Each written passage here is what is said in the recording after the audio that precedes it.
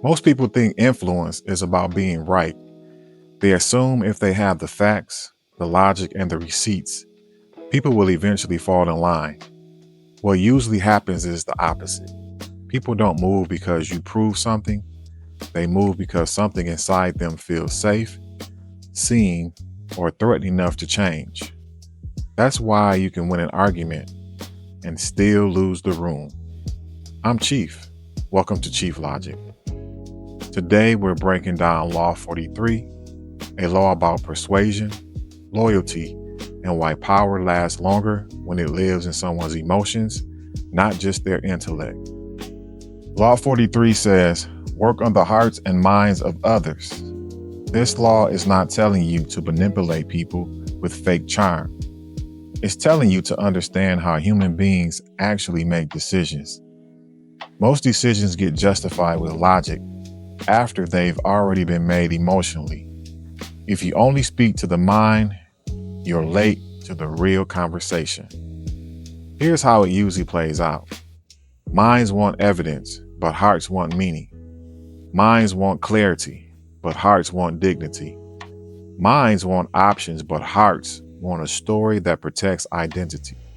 When someone feels disrespected, unseen, or boxed in, you can bring them perfect logic and they'll still reject you because the rejection is not about the facts, it's about the feeling. That's the reframe.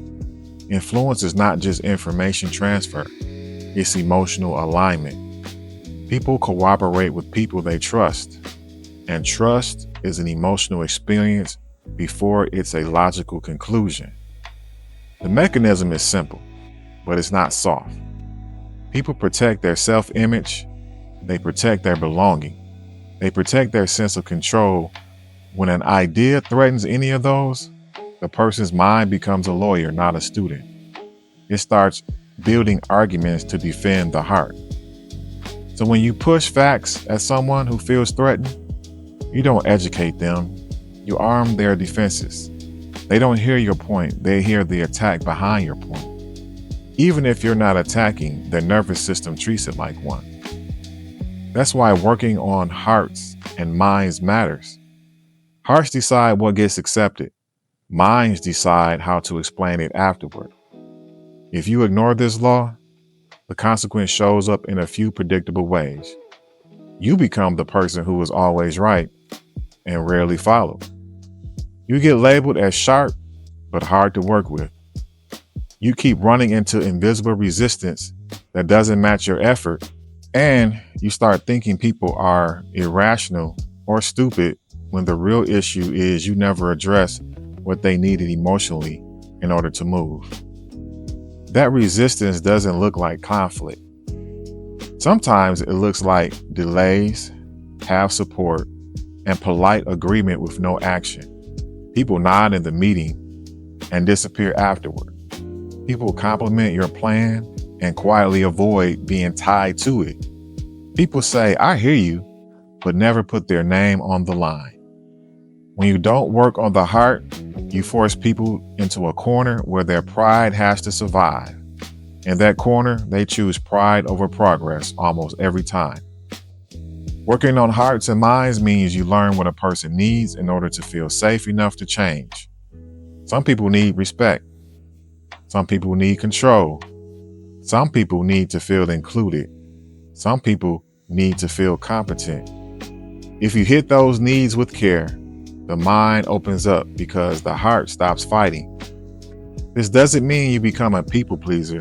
It means you become strategic with the human part of leadership. Start with respect as a posture, not flattery. Respect. Respect that people can feel the difference. Respect sounds like you see them as capable even if you disagree. It sounds like you understand what they're protecting. Respect lowers the temperature, and lower temperature creates thinking space. Then you give meaning, not just data. Meaning is the reason an idea matters inside someone's life. It's how an idea connects to their identity and their future. If your message doesn't connect to meaning, it feels like a demand, and people resist demands even when demands are reasonable. You always watch for the emotional landmines, public correction, public embarrassment, or moving too fast without giving someone a role will make them push back, not because the ideal is wrong, but because you just threaten their status. If you need someone's buy-in, you don't attack their pride in front of an audience and then act surprised when they become a problem. The control piece of Law 43 is not performance, it's positioning. You want your idea to feel like it protects people, not replaces them. You want people to feel like they have a place in the outcome, not like the outcome is your victory and their loss. Now, let's make it real with the situation people recognize, because this law is everywhere once you see it. Imagine you're trying to change how a team works. The process is inefficient. Everyone complains about it. And you come in with a better system. You present it clean. You show the time saved. You show the numbers. You explain it step by step. The plan still stalls. So you think they don't want solutions. That's not always true. Sometimes what they don't want is what your solution implies. Your solution implies the old way was stupid. Your solution implies someone's past decisions were wrong. Your solution implies certain people might lose control, or lose relevance, or lose the comfort of the routine that made them feel competent in the first place. The numbers didn't fail, the emotional framing fell. A stronger approach is to start with what the team values and what they fear. You acknowledge the old system was built for a reason, even if that reason no longer fits. You name the pressure they've been under so they feel seen. You position the new system as protection, not as judgment. Then you give them ownership inside it. You don't just hand them a finished structure and demand adoption. You invite their input in a way that doesn't turn into chaos. And you let them help shape parts that matter. Now their heart is involved, which means their mind stops treating you like an invader. You'll notice something. The logic didn't change. The order changed. The respect changed. The meaning changed. The result changes with it. That's Law 43 in motion. There are lines you should avoid if you want hearts and minds. Anything that makes someone feel small will turn them into an opponent, even if they smile. Anything that sounds like "I'm smarter than you" might feel honest to you, but it's expensive. It creates enemies you don't need. You also don't rush people through the emotional part. Some people need time to let go of the old identity before they can step into the new one. If you move too fast, they'll sabotage the change just to prove they still matter. Working on hearts and minds is also about trust over time.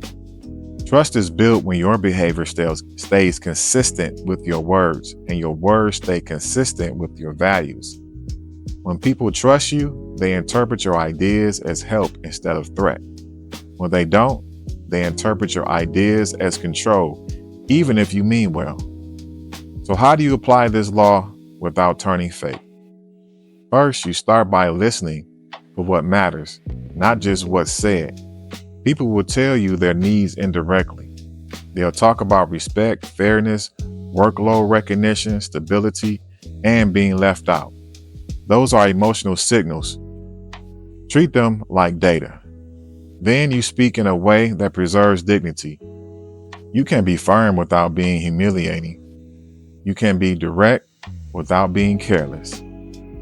You can correct someone without making them feel exposed. You also give people a role in the outcome, not a token role, a real role. People support what they help build because it becomes part of them, and people defend what feels like a part of them. Law 43 is telling you to stop treating people like computers. You don't upload facts into a person and get obedience back. You move a human being by working with the human parts, the pride, the fear, the identity, and the need to feel respected. When you handle hearts and minds, your ideas don't get heard, they get carried. That's when influence becomes durable. Stay sharp, stay grounded.